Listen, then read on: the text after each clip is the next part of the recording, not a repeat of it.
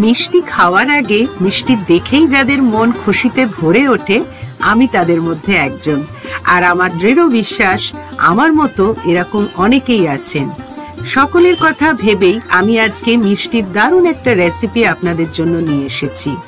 Hello viewers, cooking by Abol Tabol channel থেকে আমি সুদেশনা। আমাদের আজকের রেসিপি নলেন গুড়ের ভাপা সন্দেশ। ভাপা সন্দেশ বানানোর জন্য এখানে আমি একটা বড় সসপ্যানে 2 লিটার দুধ নিয়েছি।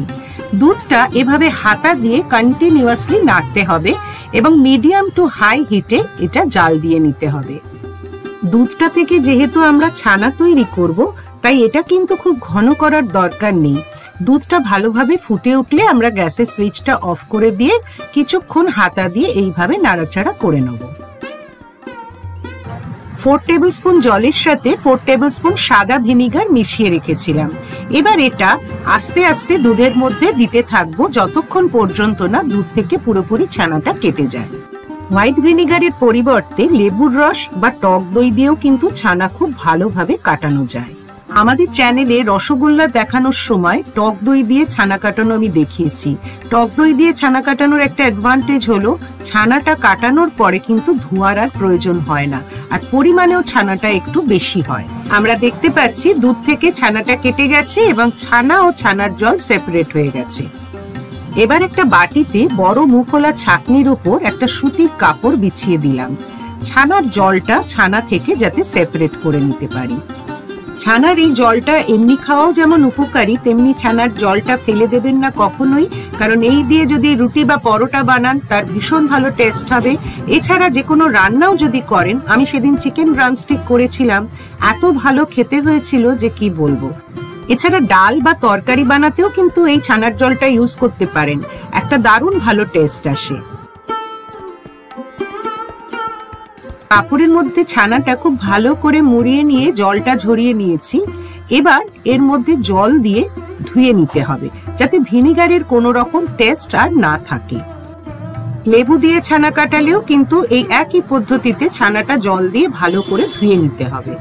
মিষ্টি বানানোর জন্য যখন আমরা ছানা তৈরি করি তখন চেষ্টা করবেন ফুল ফ্যাট মিল্ক নিতে। আবারও ছানাটা কাপড়ের মধ্যে ভালো করে মুড়ে নিয়ে হাতের সাহায্যে আস্তে আস্তে চেপে চেপে জলটা বার করে দিতে হবে। এইভাবে আস্তে আস্তে প্রেস করে যতটা সম্ভব জল বের করে দিচ্ছি। তারপর এটাকে ছাঁকনির উপর কমপক্ষে 1 ঘন্টা রেখে দিতে হবে যাতে বাকি জলটাও আস্তে আস্তে বেরিয়ে যায়। এবার মিষ্টি বানানোর জন্য যে ইনগ্রেডিয়েন্টস গুলো লাগবে সেগুলো আপনাদের দেখিয়ে দিচ্ছি। ছানা, 1/4 কাপ দুধ, 1/2 কাপ মিল্ক পাউডার আর 3/4 কাপ নলেন গুড়। ইনগ্রেডিয়েন্টস গুলো একসাথে সব ব্লেন্ড করে নিতে হবে, তাই আমি জারের মধ্যে এক এক করে এগুলো দিয়ে দিচ্ছি। ভাপা সন্দেশ চিনি দিয়ে বানালেও খুবই ভালো খেতে হয়, সেক্ষেত্রে গুড়ের পরিবর্তে চিনি ব্যবহার করতে হবে। তবে নলেন গুড়ের যেহেতু একটা আলাদা স্বাদ আর গন্ধ আছে, তাই এই গুড়টা দিয়ে মিষ্টিটা বানালে এর স্বাদটা অসাধারণ লাগে। আমি এখানে রুম টেম্পারেচারে রাখা 1/4 কাপ মিল্ক আর মিল্ক পাউডার দুটোই ইউজ করেছি। আপনারা চাইলে কিন্তু এমনি মিল্কটা স্কিপ করতে পারেন, সেক্ষেত্রেও কিন্তু মিষ্টিটা খুবই ভালো হবে। সব ইনগ্রেডিয়েন্টস গুলো একবার ভালো করে মিক্স করে নিচ্ছি একটা স্পুনের সাহায্যে। এবার এটা ব্লেন্ড করে নেব। ব্লেন্ড করা হয়ে গেছে, দেখুন এটা হচ্ছে রাইট কনসিস্টেন্সি। এবার একটা কেক টিন বা টিফিন বক্স যা আপনার ঘরে আছে সেটা সামান্য ঘি দিয়ে ব্রাশ করে নিয়ে ব্যাটারটা তার মধ্যে দিয়ে দিতে হবে। যাতেই বানান না কেন তার ডেপথটা একটু বেশি থাকা দরকার। অ্যালুমিনিয়াম ফয়েল দিয়ে ভালো করে বক্সটা কভার করে দিলাম। টিফিন বক্সের ঢাকার পরিবর্তে অ্যালুমিনিয়াম ফয়েল দেওয়ার একটাই কারণ হলো ভেতরে যে ভেপারটা রিলিজ করবে সেটা যাতে ইভাপোরেট হয়ে যায়। দেখুন আমি দু সাইডে টুথপিক দিয়ে দুটো হোল করে দিলাম। একটা কড়াইয়ের মাঝখানে একটা স্ট্যান্ড রেখেছি আর কিছুটা জল গরম করে নিয়েছি। এবার ওই স্ট্যান্ডের উপর টিফিন বক্সটা রাখলাম, দিয়ে একটা ঢাকা দিয়ে দিলাম। ঢাকায় একটা হোল আছে সেটাও আটকে দিয়েছি। First 5 minutes medium to high হিটে রেখে পরের 40 মিনিটস একদম লো ফ্লেমে রাখতে হবে। 45 মিনিটস হয়ে গেছে, এবার ঢাকাটা খুলে দেখা যাক এটা তৈরি হয়েছে কিনা। অ্যালুমিনিয়াম ফয়েলটা সরিয়ে নিয়ে একটা টুথপিক ইনসার্ট করতে হবে। টুথপিকটা যদি পরিষ্কার বেরিয়ে আসে তাহলে বুঝতে হবে এটা হয়ে গেছে, আর যদি এটা তা না হয় তাহলে আরো কিছুক্ষণ কিন্তু স্টিমে রাখতে হবে। এটা রুম টেম্পারেচারে এলে অ্যাটলিস্ট ফ্রিজে 1 ঘন্টা রেখে তারপর বের করে কেটে সার্ভ করব। কি সুন্দর এটা সেট হয়ে গেছে দেখুন।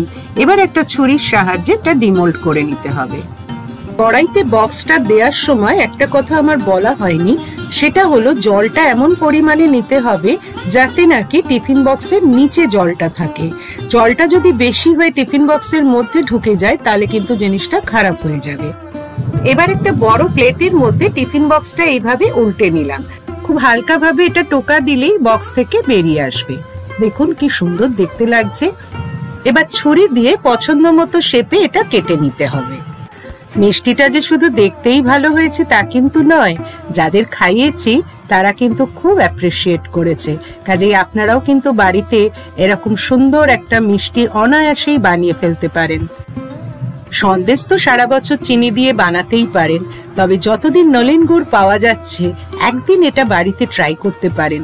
খুব কম ইনগ্রেডিয়েন্টস দিয়ে অনায়াসেই দোকানের মতো তাহলে মিষ্টি বানিয়ে ফেলতে পারবেন বাড়িতে। এবার একটু কিশমিশ দিয়ে ডেকোরেট করে দেবো। টিপস এন্ড ট্রিক্স সহ নলেন গুড় দিয়ে ভাপা সন্দেশ বানানোর রেসিপিটা আজ আমি আপনাদের সাথে শেয়ার করলাম। যদি রেসিপিটা আপনাদের পছন্দ হয় তাহলে প্লিজ লাইক, কমেন্ট ও শেয়ার করবেন। আর যারা আমাদের চ্যানেল এখনো সাবস্ক্রাইব করেননি তারা প্লিজ সাবস্ক্রাইব করবেন। সাবস্ক্রাইব করার পর বেল বাটনটা কিন্তু অবশ্যই প্রেস করবেন যাতে সবার আগে নতুন ভিডিওর নোটিফিকেশনটা আপনার কাছে পৌঁছে যায়। আজ তাহলে এই পর্যন্ত, সবাই খুব ভালো থাকবেন। Thank you.